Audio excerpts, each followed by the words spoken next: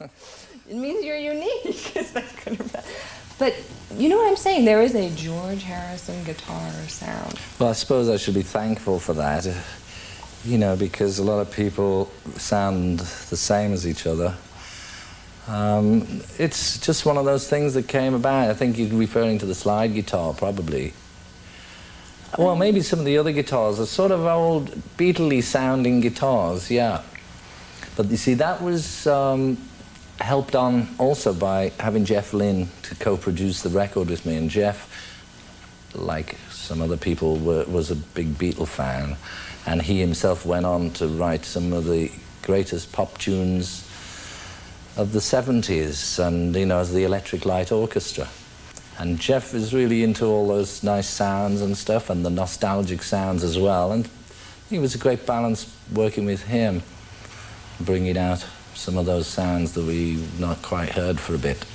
But, you know, even throughout your solo career, there is that certain something. Do you know what it is? I mean, can you tell what it is? It's probably my aftershave. Great, that's great. You mentioned that Jeff had a lot to do with getting certain sounds from you. How did you decide to work together on this? I decided before I met Jeff that I'd like him to work with me.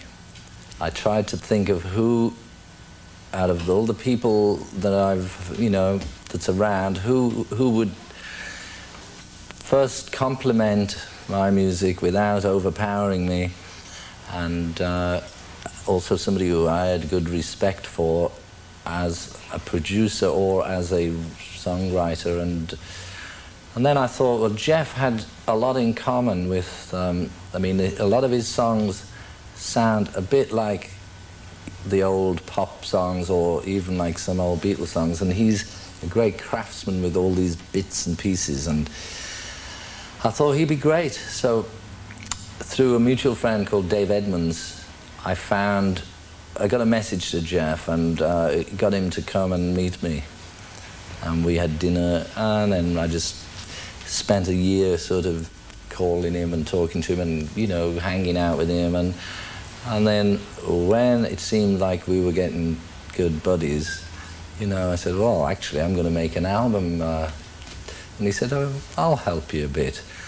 But at that point, he was just going to help a little bit. But then he got more and more drawn in, and thankfully he co-produced it with me, and it was a great help. I think that's the difference between me just having done it on my own or done it with him. It's made a big difference. It's really boosted me. It's got me to perform better, and at the same time I've had somebody to bounce ideas off, and also, you know, a good pal to hang out with during all those months it takes in the studio.